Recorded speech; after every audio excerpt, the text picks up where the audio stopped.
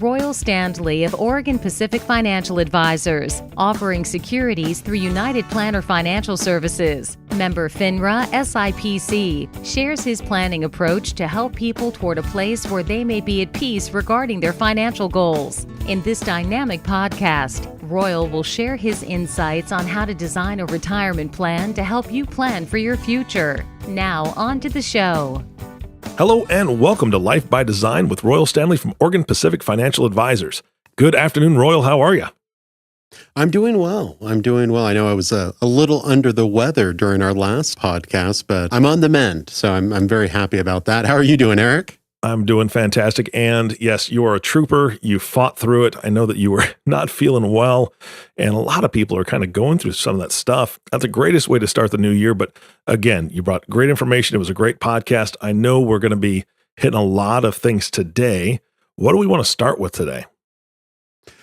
Well, I wanted to just kind of bring up again our 25th anniversary this year. That's right. Oregon Pacific Financial Advisors was founded in 1995. So in the year 2020, I figure it's time to maybe throw a party, and we'll be looking to do that around June or maybe early July. You know, the thing we have to kind of keep in mind there is, number one, the holiday, and then also, hopefully we don't have any forest fires like we've had the past couple of years. Yeah. Well, I'm RSVPing now for the party. Perfect. I'm very excited. Anytime I get out to the Northwest is just fantastic. So what other things do you have planned? I know that you've got a party going on, but I know that this is kind of a year of growth for you as well. I mean, 2020 is going to be a great 25th anniversary. Yes, we're very excited for it. We're rolling out some new educational initiatives here in the office. Really just trying to provide more information, more resources for people to really start getting a handle on their finances, to gain more understanding about kind of how all of this fits together. And that's the exciting thing about, I think, today's topic is talking about how these different things that we're going to talk about here all fit together to form someone's retirement income. Okay. And again, I know that this is one of the main reasons that you started the podcast was for education purposes and really being able to get into the audience home and car or wherever we're listening to this podcast right now. But I know you've got a lot of clients that subscribe to it. So they're constantly getting good information from you. And we're hoping that folks that are tuning in for the first time are realizing that you are a valuable resource and you're going to bring it. So where do we start today? So today, what I wanted to start with is really just describing when I sit down with a client and we start putting together what their income is going to look like after they retire, and how I look at that, how I think about that. And I think this will give some insight to people of, especially, early on in a career, what's going to be important for you to kind of focus on when you're looking at the different forms of retirement income that you might have available in retirement, to start thinking about that. It's amazing how many people I sit down with who really haven't given their pensions a second thought. They know it's out there. They know it's something they might have one day, but maybe not something they've really looked at in depth and don't have a good understanding of how it's going to work in retirement. Yeah, that can be a little scary once you get close, right? I mean, so when do you really suggest that somebody pays more attention? Because again, you and I have talked about the very first time I ever signed up for a 401k. I think I was 23 years old. And it was just one and done. Somebody came into the big conference room and told us, hey, here's some options. You should be aggressive. Okie dokie. And I just did it, right? But when do we need to be paying attention to that? Well, I think if we're really kind of going back to the beginning, it's really looking at what job are you currently in and what are the retirement benefits that are offered there. In the state of Oregon, we have, if you're a state employee or a teacher, you're going to have the Oregon PERS system, which is really, for retirees, a very good state-run pension system.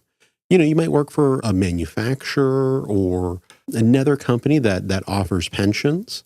I know a lot of, utility workers out here that have great pensions, Teamsters, great pensions. It's really kind of evaluating, what does my employer offer? And depending on where you're at in your career, you might say, I think I should look at some other opportunities to lock in that higher pension. Got it. And so are you reviewing that every year with folks? Really what we're doing is meeting people where they're at And so we'll talk about that, especially I think one instance that comes to mind quite often is I've got a couple of teachers who've made the decision to work at private schools. Okay. Which is great. Maybe it's a religious school that meets your values in a better place than what it would be like working in a public school. Maybe it's just kind of a different type of student, some more opportunities to kind of have more one-on-one interaction with kids. Mm-hmm. But what you kind of have to understand there is by making that decision to work for a private education facility or school versus a public institution, you're giving up a big retirement benefit there. So we want to make sure people are aware of that. And then also help them kind of understand some ways that we can remedy that. Maybe it means, hey, you really need to make it a priority to save more in your retirement accounts, look for other opportunities to save and maybe get the house paid off a little bit sooner. All those different things that we can do to kind of mitigate whatever those circumstances are. Gotcha. Royal, I'm kind of a visual guy, and I kind of need an example, if you will. So I'm hoping maybe you have an example of somebody who comes in, sits down, they're getting close to retirement, and they're engaging you in this conversation. What does that look like? Yeah, absolutely. I sit down with people all the time, so we have a lot of experience with kind of all the different permutations of the way we can generate retirement income. Sat down with a couple just last week, and due to a health situation, the wife is having to retire right away. The husband is needing to take his full-time position down to part-time to spend more time with his wife because of that health situation. And it was really interesting hearing them they've walked through what they thought they needed to do. And then as we talked to them, we realized they had completely forgotten about, her pension. They didn't have really any good idea of how to approach Social Security and what that might look like. And so you might have a good list of kind of what you think your options are, but sitting down with a professional who does this on a regular basis and is always looking for ways of maximizing retirement income or has different ways of looking at retirement income is just incredibly beneficial, because we were able to kind of roll things back and say, okay, well, this could be a very significant benefit. What's happening over here? This is a situation where we're also looking at Social Security disability as well. Mm-hmm. So what are the trade-offs there with Social Security? How much are you going to have to work to cover the additional costs as well? And is working part-time feasible for you? Yeah. So our ability and kind of our knowledge of most people retire one time in their life. Mm-hmm. We've gone through that retirement process literally hundreds of times. Yeah. So we can bring a true expertise there. And also, you're going to retire once in your life. That's a scary thing. Mm-hmm. A lot can go wrong there. So just having a partner that is walking alongside you there and can walk you through those decisions. Hey, this is important. Maybe this isn't as important. Here's the pros and cons of these various decisions you're making right now. It's just extremely beneficial to have that. And I encourage anybody, if you're getting close to retirement, don't try to do it on your own. Sit down with somebody and have them walk you through what the options are. It was interesting. I think I don't know what it was, but the first part of the year I sat with a couple of couples who basically, let's just say, had unrealistic expectations of being able to retire. Okay. Maybe they came in and say, hey, we've got X number of dollars and we're looking to retire in the next year. And you look at that and you say, that's just not feasible. Mm-hmm. And we have to have those hard conversations of, okay, well, we can't say, we could say, well, you just have to keep working the rest of your life. I find that to be completely discouraging and really doesn't help anyone.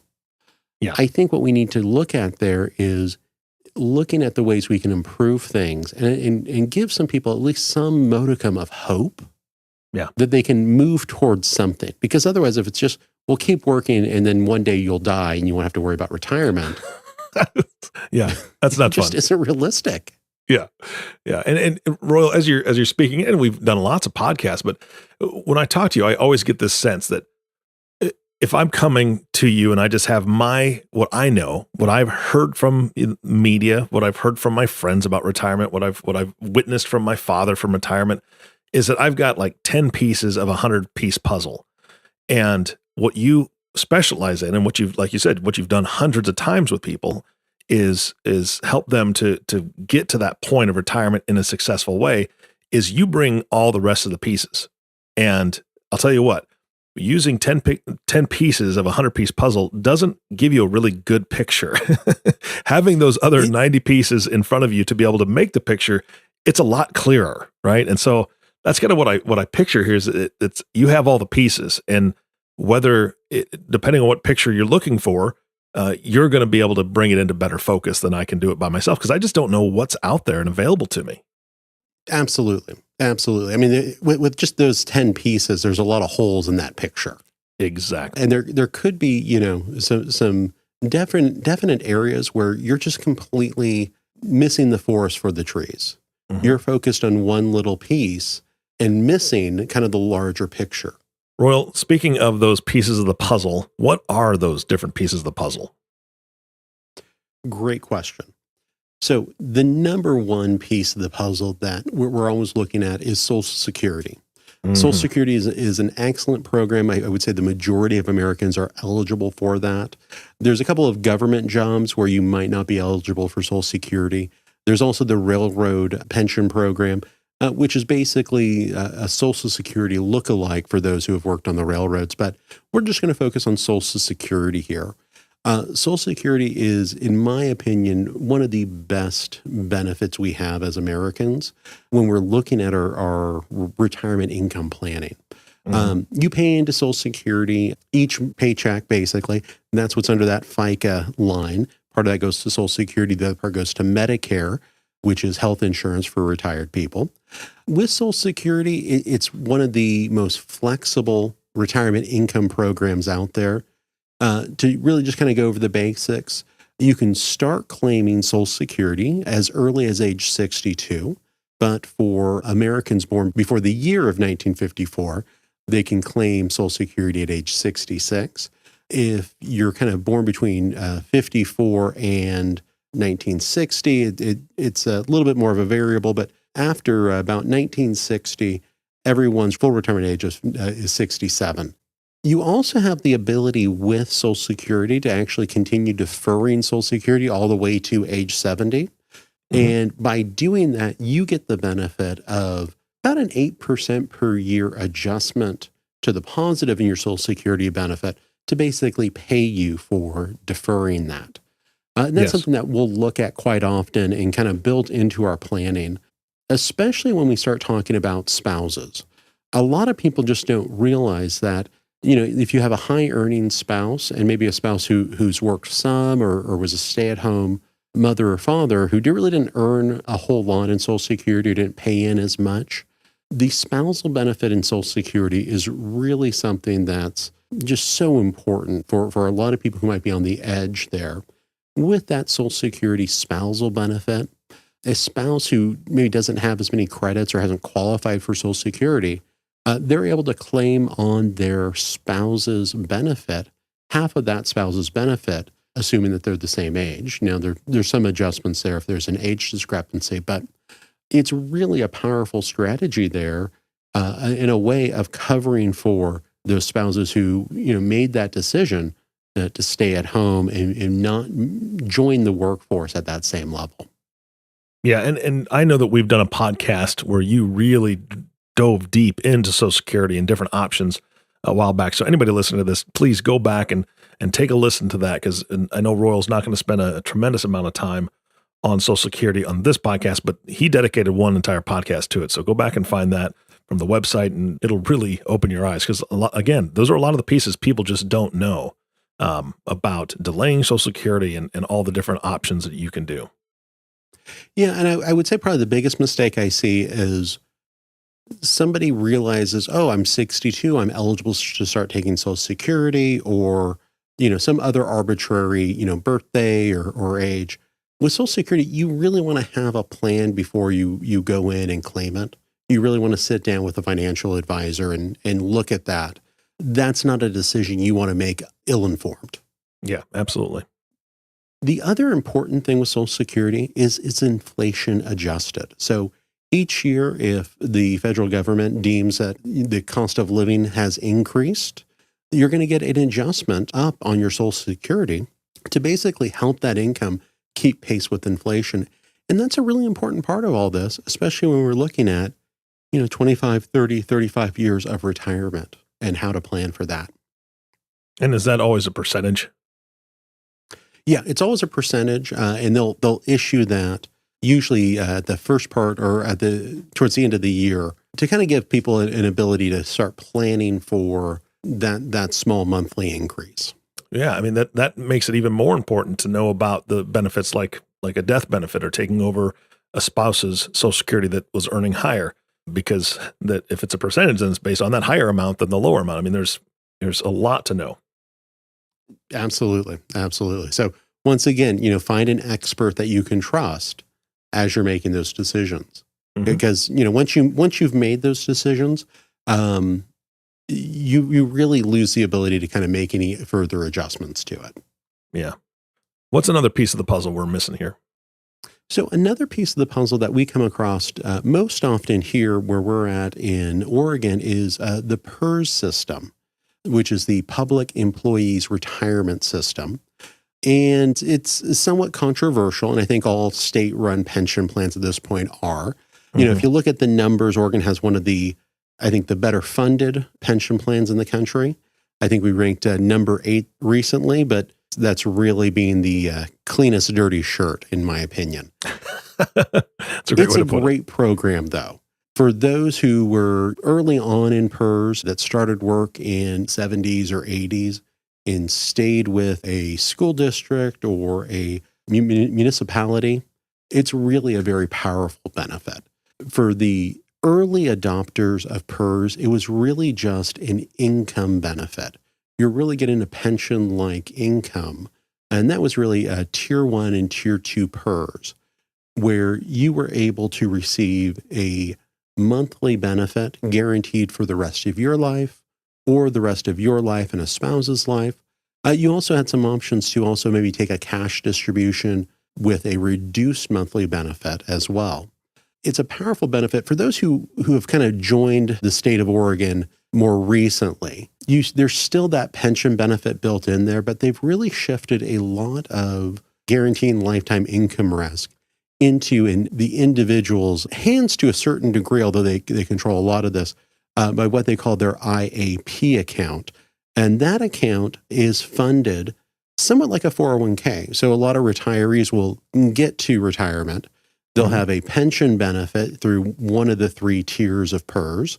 And they'll also have, if they're a recent employee, that IAP account, which basically functions somewhat like a 401k plan that they can either decide to kind of roll into a monthly benefit or roll over into an IRA or leave it there at inside of that IAP account as a way of having some more kind of liquidity in retirement. Okay. The big thing there with PERS, once again, is once you make the decision on how you're going to claim that monthly income, you're really locked into that. And so especially for married couples, I think it's extremely important to kind of sit down, evaluate your options, because they do have some great options for protecting a spouse who wasn't necessarily covered under PERS. Royal, it sounds to me like that. So you've got some options, but you have to make those decisions early. Like, for a couple, you may have to take a different amount if you choose to, I guess it would be called second to die. Is that correct? Correct. Where basically you have a survivorship benefit where that income is guaranteed for both of those lives. All right. Yeah, that's great, because again, I think one of the biggest things that you do for your clients, and we've talked about this in past podcasts as well, is peace of mind, right? That's what people really need to seek out a professional for. Doing it yourself is one thing if you're able to, if you have all the knowledge, but if you don't, do you really want to worry about it? And we've talked about behavioral finance on previous podcasts. There's so many things that can trip us up, just our own selves. So I think that's a great reason to seek somebody out that can give you the pros and cons and a little bit of dose of reality, like you were talking about earlier. That's right. That's right. The other great thing about PERS, though, is it's also inflation adjusted, just like Social Security. Mhm. So you are going to get those annual raises if we do have inflation in the economy. So it's going to help kind of keep pace with those rising costs that we're just going to see over retirement as well. So, I really encourage people to, if they're already working for the state, thinking about making a change, really look at that PERS benefit because it really is very powerful and can form a good chunk of your retirement income. Gotcha. Royal, these puzzle pieces are very, very important, obviously. I mean, you're talking Social Security, which is a major one. I don't know about Oregon PERS because I'm not part of that system, but I mean, that's another huge thing for anybody who's worked in those areas. What other pieces do we have to cover? Because we're kind of getting short on time.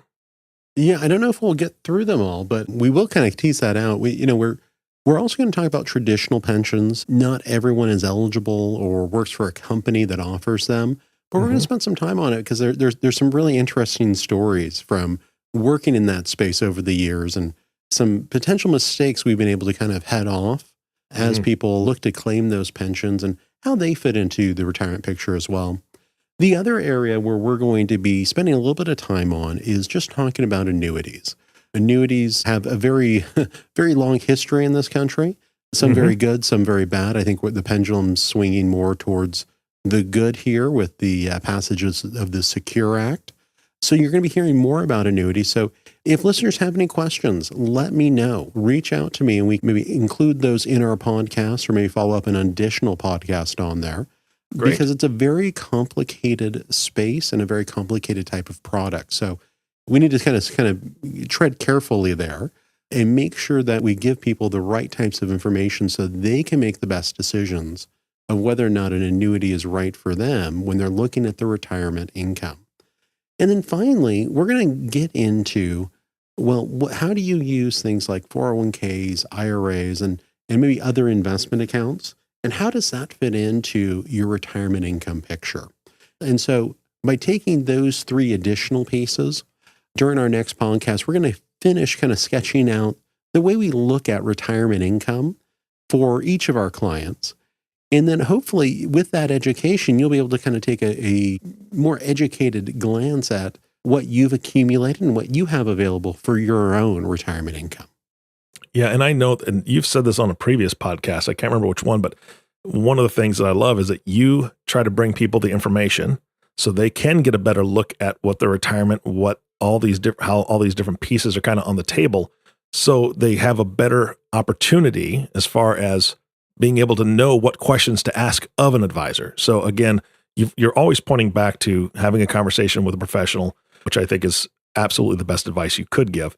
And speaking of that, I need to ask you for your email address, right? For all those that want to email in questions about annuities before our next podcast, what email should they be sending those to?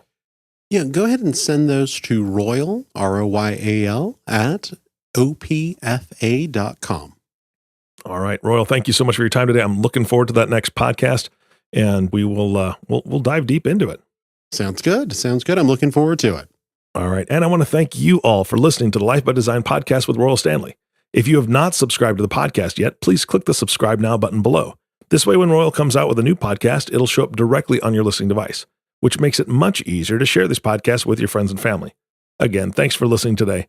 For everyone at Oregon Pacific Financial Advisors, this is Eric Johnson reminding you to live your best day every day. And we'll see you next time. Thank you for listening to the Life by Design podcast. Click the subscribe button below to be notified when new episodes become available. The views expressed are those of the presenter and may not reflect the views of United Planner Financial Services. Material discussed is meant to provide general information and is not to be construed as specific investment, tax, or legal advice. Individual needs vary and require consideration of your unique objectives and financial situation. Always seek the advice of your financial advisor or other qualified financial service provider with any questions you may have regarding your investment planning. Advisory services offered through Oregon Pacific Financial Advisors, Inc. Securities offered through United Planner Financial Services of America, member FINRA and SIPC. Oregon Pacific Financial Advisors, Inc. and United Planners Financial Services are independent companies.